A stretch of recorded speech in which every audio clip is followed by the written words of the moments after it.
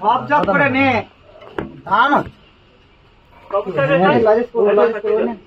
উল্টো নিয়ে রে, উল্টো দিকে তুলছিস কেন? পাবি করবি নাকি? কত দেবো?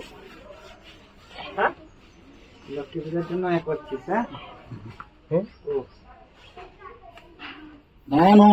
যখন তেল মেরেছিলিস? ওই তো মেরেছিস, হালকা হয়ে গেছে, তেলটা কম হয়ে গেছে।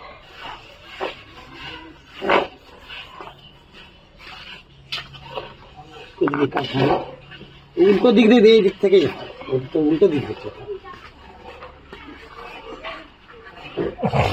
উল্টো দিকে পড়লে হবে না তো।